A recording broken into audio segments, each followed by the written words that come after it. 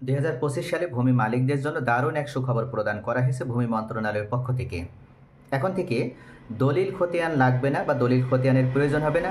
শুধুমাত্র 3টি প্রমাণ যদি কোনো একজন ভূমি মালিকের থাকে, তাহলেই তিনি ওই জমির প্রকৃত মালিক এবং তার মালিকানা নিশ্চিত। স্থায়ীভাবে তিনি ওই জমি ভোগ দখলও করতে পারবে। কোনো ব্যক্তি বা কোনো গোষ্ঠী বা কোনো স্বার্থান্বেষী মহল কখনো তাকে ওই জমি থেকে বিতাড়িত করতে পারবে না বা তার কাছ থেকে ওই জমির মালিকানা ছিনিয়ে নিতে সক্ষম হবে না। তো প্রিয় ভিউয়ার্স, যে 3টি গুরুত্বপূর্ণ ডকুমেন্টস বা যে 3টি গুরুত্বপূর্ণ প্রমাণ থাকলেই একজন ব্যক্তি তার জমির মালিকানা স্থায়ীভাবে ধরে রাখতে সক্ষম হবে, আজকের ভিডিওতে আমি সেই সম্পর্কেই বিস্তারিতভাবে আলোচনা করব। মনে রাখবেন, জমির মালিকানা প্রমাণ করার জন্য সাধারণত সরকার বিভিন্ন সময় কিন্তু রেকর্ড কার্যক্রম পরিচালনা করে। এর পূর্বে আমরা দেখেছি যে ব্রিটিশ সরকার সিএস রেকর্ড নামে একটি রেকর্ড পরিচালনা করেছিল। এরপর পাকিস্তান সরকার এসএ রেকর্ড, পরবর্তীতে বাংলাদেশ সরকার আরএস, বিআরএস, বিএস, সিটি জরিপ, দিয়ারা জরিপ, বিভিন্ন নামে বিভিন্ন জায়গায় এই জরিপগুলো করেছে। তবে এই জরিপগুলোর মূল উদ্দেশ্যই ছিল জমির মালিকদের নামে জমির মালিকানা প্রদান করার। তবে অনেক সময় দেখা যায় যে রেকর্ডে ভুল ব্যক্তির নামও রেকর্ডভুক্ত হয়ে যায় বা রেকর্ডে উঠে যায়। তাহলে যার নাম ভুল ক্রমে রেকর্ডে উঠে গেল, তিনি কি জমির মালিক হয়ে গেল? তিনি কি জমির স্থায়ী মালিক হয়ে গেল? বিষয়টি কিন্তু এরকম নয়। অর্থাৎ রেকর্ডে নাম উঠলেই যে ওই ব্যক্তি জমির স্থায়ী মালিক হয়ে গেল, এটাও যেমন নিশ্চিত নয়, ঠিক আবার তেমনইভাবে কোনো একজন ব্যক্তির নাম যদি রেকর্ড থেকে বাদ পড়ে যায়, এটার মানে এই নয় যে তিনিও জমির মালিকানা থেকে চিরদিনের জন্য বঞ্চিত হয়ে গেল। যদি কোনো ব্যক্তির নাম রেকর্ড থেকে বাতিল হয়ে যায়, তাহলে বুঝতে হবে যে উনি হয়তো রেকর্ড কারিগণকে তেনার জমির মালিকানা সঠিক প্রমাণ দেখাতে ব্যর্থ হয়েছে, যার কারণে রেকর্ড কারিগণ ওনার নাম রেকর্ডে অন্তর্ভুক্ত করতে পারেনি। অথবা আবার এমনও হয়, যখন কোনো প্রভাবশালী গোষ্ঠী বা কোনো প্রভাবশালী ব্যক্তি দুর্বল ভূমির মালিককে ভয় দেখানোর মাধ্যমে বা তাকে এমনভাবে বঞ্চিত করে, এমন কিছু কৌশল অবলম্বন করে, দুর্নীতির আশ্রয় নিয়ে রেকর্ড কারিগণকে পুনরুচ্চিত করার মাধ্যমে নিজেদের নাম রেকর্ডে অন্তর্ভুক্ত করে নেয় বা এন্ট্রি করে নেয়, এটার মাধ্যমে কিন্তু জমির প্রকৃত মালিককে ঠকিয়ে খুব সহজেই এই দুষ্টু প্রকৃতির ব্যক্তি বা এই ভূমি দস্যুরা তারা রেকর্ডের সময় রেকর্ডে নিজেদের নাম অন্তর্ভুক্ত করে নিতে সক্ষম হয়। এটার মাধ্যমে কিন্তু জমির প্রকৃত মালিককে ঠকানো যায়। তবে এভাবে যারা বছরের পর বছর, যুগের পর যুগ জমির প্রকৃত মালিককে ঠকিয়ে নিজেরা ওই জমি দখল করে রেখেছিল, ওই জমি নিজেরা আরেকজনের কাছে বিক্রয় পর্যন্ত করে দিয়েছে, তাদের জন্য এখন সময় ফুরিয়ে এসেছে, এখন তাদের সময় শেষ। মনে রাখতে হবে, বিগত সরকারি ক্ষমতায় থাকাকালীন ওনারা ভূমি অপরাধ প্রতিরোধ এবং প্রতিকার আইনটি পাশ করেছিল, আর অন্তর্বর্তীকালীন সরকার ক্ষমতায় এসে সেই আইনটি প্রতিষ্ঠিত করেছে এবং আইনের বিধিমালা প্রকাশ করেছে। এখন থেকে জমির প্রকৃত মালিক যারা, শুধুমাত্র তারাই জমির মালিকানা লাভ করবে। তাদের জমি যদি তাদের কাছ থেকে 100 বছরও যদি দূরে থাকে বা তাদের থেকে যদি তাদেরকে জমি থেকে বিতাড়িত করার মাধ্যমে যদি 100 বছরও কোনো ব্যক্তি যদি ওই জমি ভোগ দখল করে, তাহলেও কিন্তু ওই জমির দখল এখন জমির প্রকৃত মালিককে ঠকিয়ে দিতে হবে। শুধুমাত্র একটি নয়, 2টা নয়, 3টে প্রমাণ লাগবে একজন ভূমি মালিকের। যদি এই 3টি প্রমাণের কোনো একটি প্রমাণ ওই ভূমি মালিক বা তার ওয়ারিশরা দেখাতে পারে, তাহলেই তারা ওই জমির মালিকানা যেমন ফিরিয়ে নিতে পারবে, ঠিক তেমনই যুগের পর যুগ, বছরের পর বছর, অর্থাৎ সারা জীবনের জন্য স্থায়ীভাবে ওই জমির দখলও তারা ধরে রাখতে সক্ষম হবে। 1 নম্বরে সাব কবলা দলিল। মনে রাখবেন প্রিয় ভিউয়ার্স, যারা মূলত কুরাই সূত্রে জমির মালিকানা লাভ করে, তাদের অবশ্যই একটি দলিল থাকতে হবে। যদি কোনো ব্যক্তি কুরাই সূত্রে কারো থেকে জমির মালিকানা পেয়েছে, এটা প্রমাণ করার একমাত্র মাধ্যম হচ্ছে দলিল। যদিও মালিকানা প্রমাণ করার ক্ষেত্রে আরও অন্যান্য মাধ্যম রয়েছে, তবে সবথেকে শক্তিশালী মাধ্যম হচ্ছে দলিল। যেহেতু উনি উত্তরাধিকার সূত্রে নয়, কুরাই সূত্রে মালিকানা লাভ করেছে, তাই কুরাই সূত্রে মালিকানা লাভ করার ক্ষেত্রে অবশ্যই ওনার একটা সঠিক দলিল থাকা লাগবে।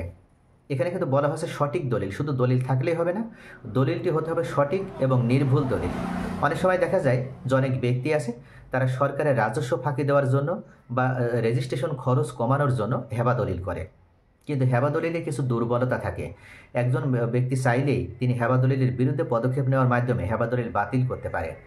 যদি হেবা দলিল সঠিকভাবে হয়, তাহলে হেবা দলিল বাতিল করা যায় না, কিন্তু হেবা দলিল যদি সঠিকভাবে না হয়ে যদি কোনো দুর্বলতার মাধ্যমে হেবা দলিল হয়ে থাকে, তাহলে যে ব্যক্তি জমিটা বিক্রয় করছে তার পরবর্তী ওয়ারিশরা চাইলেই ওই দলিল বাতিল করতে পারে বা দলিল বাতিলের জন্য পদক্ষেপ নিতে পারে। কিন্তু সাব কবলা দলিল যদি কোনো ব্যক্তি তৈরি করে, আর সাব কবলা দলিল যদি সঠিকভাবে হয়ে থাকে, যে ব্যক্তি জমিটা বিক্রয় করছে তার সঠিক হিস্সা অনুযায়ী যদি তিনি জমি বিক্রয় করে, যে ব্যক্তি ক্রয় করছে তিনি যদি সঠিক দাগ নাম্বার উল্লেখ করার মাধ্যমে, জমির চৌহদ্দি সঠিকভাবে উল্লেখ করার মাধ্যমে, দলিলের সম্পূর্ণ তথ্যগুলো সঠিকভাবে উপস্থাপন করার ভিত্তিতে যদি দলিলটা তৈরি করে, সেক্ষেত্রে এই দলিল বাতিল করার ক্ষমতা আর কারণ নেই। কেননা সরকার মূলত এই শ্রেণীর দলিল তৈরি করেই রেখেছে, যখন কোনো ব্যক্তিদের ভিতরে ক্রয় বিক্রয়ের মাধ্যমে দলিল হবে তখন কিন্তু সেই সাব কবলা দলিলই করতে হবে। যেহেতু সত্ত্ব ত্যাগ করে স্থায়ীভাবে জমিটা কাউকে প্রদান করা হচ্ছে একজনের পক্ষ থেকে, তখন অবশ্যই সাব কবলা দলিল করে নিতে হবে। সরকারের রেজিস্ট্রেশন খরচ বৃদ্ধি হলেও বা রাজস্ব খরচ বাড়লেও মনে রাখতে হবে যে আপনার এই সাব কবলা দলিলই করতে হবে। যদি কোনো ব্যক্তির এই সাব কবলা দলিল থাকে তাহলে মনে রাখতে হবে যে ওই ব্যক্তি চিরস্থায়ীভাবে ওই জমি ভোগ দখলে রাখতে পারবে।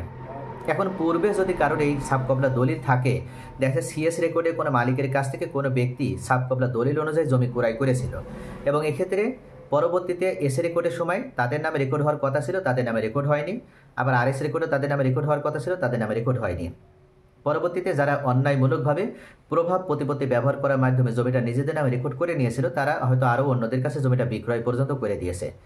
এখন হঠাৎ করে দেখা যাচ্ছে যে ওই যে সিএস রেকর্ডে মালিকের কাছ থেকে যে ব্যক্তি জমি ক্রয় করেছিল এবং সাব কবলা দলিল অনুযায়ী জমিটা রেজিস্ট্রেশনও করেছিল, সেই ব্যক্তির কোনো ওয়ারিশ বা উত্তরাধিকার তিনি এই দলিলটা খুঁজে পেয়েছে। খুঁজে পাওয়ার মাধ্যমে তিনি দেখছে যে তাদের পূর্বপুরুষের জমি রয়েছে এবং এই দলিল অনুযায়ী তাদের জমির মালিকানা নিশ্চিত এবং এই জমি তারা বিক্রয় করেনি। যারা পরবর্তীতে দখল করে রেখেছে তাদের মালিকানা সঠিক কোনো প্রমাণ নেই, জাস্ট তারা একটা রেকর্ড অনুযায়ী জমির মালিকানা লাভ করেছে। এখন ওই যে সাব কবলা দলিলটা যাদের রয়েছে তারা যদি পদক্ষেপ নেয়, বিজ্ঞ আদালতের শরণাপন্ন যদি হয়, তাহলে তারা খুব সহজেই কিন্তু এখন ওই জমি উদ্ধার করে নিতে পারবে। বর্তমান সরকার দেওয়ানি মামলা আরও সহজ করে দিয়েছে। এক্ষেত্রে আগে যেমন দেওয়ানি মামলা বছরের পর বছর লেগে যেত নিষ্পত্তি হতে, এখন কিন্তু এভাবে বছরের পর বছর যুগের পর যুগ আর পার হবে না। অর্থাৎ খুব দ্রুতই দেখা যাবে যে 2 থেকে 3 বছরের ভিতরে এই জটিল মামলাও নিষ্পত্তি হয়ে যাবে। কেননা যে কারণে মূলত দেওয়ানি মামলা ডিলে হতো বা যে কারণে মূলত দেওয়ানি মামলা বিলম্বিত হতো, সেই কারণগুলো সরকারের পক্ষ থেকে নিষ্কৃতি করে দেওয়া হয়েছে বা সেই কারণগুলো সমাধান করে দেওয়া হয়েছে, যার কারণে এখন থেকে খুব সহজে 2 থেকে 3 বছরের ভিতরেই এই জটিল মামলাও নিষ্পত্তি হয়ে যাবে।